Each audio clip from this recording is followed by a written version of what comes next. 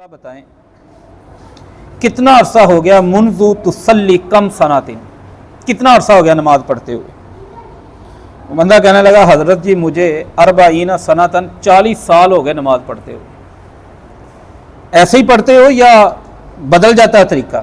میں نے کہا یہ ایسے ہی پڑھتا ہوں میں، ایک مسلمان کا طریقہ ہی یہ ہے نماز کا۔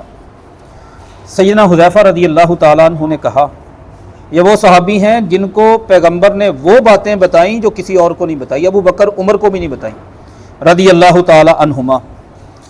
حذیفہ رضی اللہ تعالیٰ عنہ کہنے لگے کہ اگر آپ نمازیں ایسے ہی پڑھتے ہو 40 سال ہو گئے تو میں تمہیں یہ فتویٰ دے رہا ہوں کہ 40 سالوں میں تم نے ایک بھی نماز نہیں پڑھی۔ لو متا، اگر آپ فوت ہو جائے وہذہ صلاتک، اور آپ کی نماز پڑھنے کا طریقہ یہ ہو، لمتا علی غیر سنتی محمد صلی اللہ علیہ وآلہ وسلم، آپ کی جو وفات ہے نا وہ نبی پاک صلی اللہ علیہ وآلہ وسلم کے طریقے پر نہیں ہو۔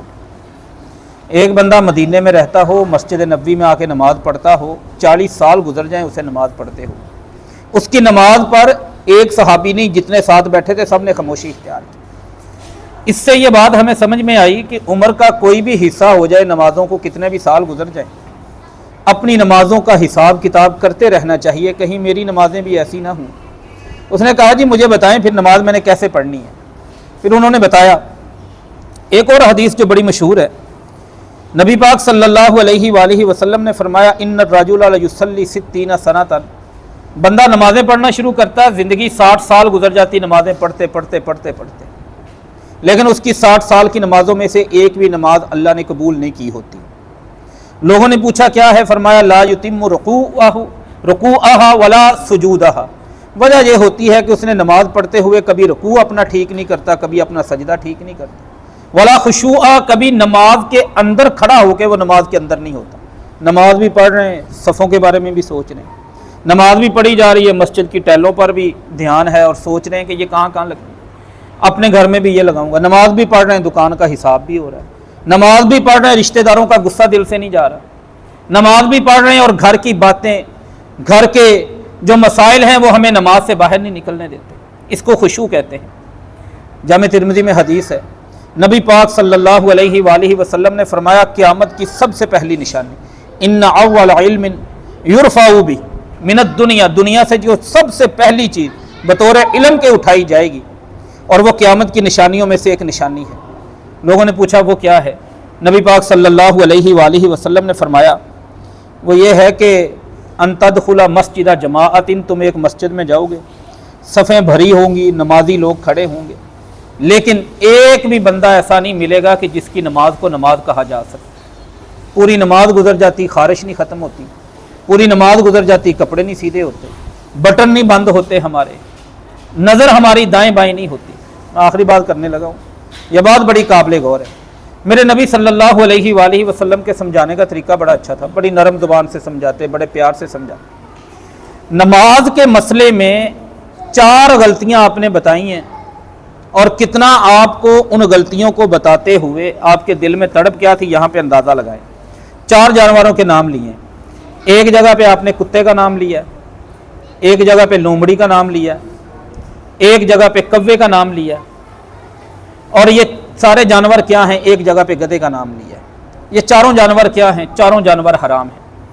مسند احمد ابن حنبل میں حدیث ہے، ابو ہریرہ رضی اللہ تعالیٰ عنہ نے کہا نبی پاک صلی اللہ علیہ وآلہ وسلم نے فرمایا ایشاک والالتفات کا التفات الثعلبی، نماز پڑھو تو اس طرح پڑھو کہ تمہاری نظر سجدے والی جگہ پہ ہو، لومڑی کی طرح دائیں بائیں نہ کہا کرو۔ ذرا سوچیں کہ اتنی پیاری زبان نبی محمد صلی اللہ علیہ وآلہ وسلم کی، آپ نے لومڑی کی مثال کیوں دی؟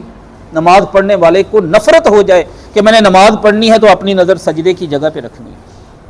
دوسری ایک بندے کی غلطی، علی رضی اللہ تعالیٰ عنہ کو کہا یا علی لا تقعی اقعاء القلب، اسی حدیث کے اندر مسند احمد ابن حنبل، نماز کے اندر کبھی بھی کسی بندے کو وہ حالت نہ بنانے دینا جو کتا بنا لیتا ہے۔ اب یہ بڑی خوفناک بات ہے، ہم تو اس جانور کا نام نہیں لینے دیتے کسی کو، یار مسجد ہے جانور کا نام نہ لو۔ فرمایا وہ حالت کیا ہے؟ نبی پاک صلی اللہ علیہ وآلہ وسلم نے فرمایا بندہ بیٹھے، پیچھے پاؤں کھڑے کر کے، اگر پاؤں کھڑے کر کے آپ نے ہاتھ گھٹنوں پہ رکھ لیے تو یہ اقعاء نہیں ہے، وہ والا مسئلہ نہیں، यानी पांव खड़े करके उनके ऊपर बैठे और बंदा हाथ इस तरह पीछे रख ले। इस कैफियत से मना किया कि नमाज के अंदर मरीज बंदा भी हो तो वो इस कैफियत को इख्तियार ना करे। दो, एक बंदे को देखा वो जल्दी जल्दी सजदा कर रहा था, सर लगाता फिर उठा लेता। फरमाया ये नमाज नहीं पढ़ रहा, ये तो ऐसे है जैसे कौवा ठूंगे मार रहा है, का नकरतिल गुराब। अब ये कौवा हो या लूमड़ी हो या कुत्ते की बात हो, ये नबी पाक सल्लल्लाहु अलैहि वसल्लम ने हराम जानवरों का जिक्र क्यों किया? एक और में फरमाया कि जब नमाजी एक दूसरे के साथ मिलते हैं ना, सफ बनाते हैं तो पाँव मिलने चाहिए। फरमाया इस तरह बिदकते हो जिस तरह गधे एक दूसरे के साथ पाँव मिलाने से बिदकते हैं। एक सहाबी ने, बाद कहते हैं ये मौकूफ़ है, बाद कहते हैं मरफू, लेकिन इफ्तराश साबुआ का लफ्ज़ है। ये जानवरों के नाम क्यों जिक्र किए कि मुसलमान जब नमाज पढ़े ना अपनी गलतियों से बचे। जैसे बंदा इन जानवरों को पसंद नहीं करता, ऐसी ही नमाज के अंदर अपनी गलतियों से भी नफरत करने लग जाए। तो नमाज पढ़ें, कहीं ऐसा ना हो कि हमारी नमाजें वो हों 40 साल गुजर जाएं, 60 साल गुजर जाएं, लेकिन नमाजें उनको दीन ने नमाज ना मानना हो, वो पैगंबर की सुन्नत के मुताबिक ना हो। इन बातों को कोई बंदा सख्त ना समझे। ये आपसे एक हमदर्दी है, आपसे एक प्यार है कि आप घर से निकल के आते हैं, अपनी मसरूफियत छोड़ के आते हैं, वज़ू करके आते हैं, कदम उठा के आते हैं, और मस्जिद में आकर आप खाली हाथ चले जाएं, आपके साथ बड़ी हमदर्दी है। अल्लाह ताला हम सब को इन चीज़ों से बचने की और सही तरीके से अपनी नमाज की अदायगी की तौफीक अता फरमाए। वमा अलैना इल्लल बलागुल मुबीन।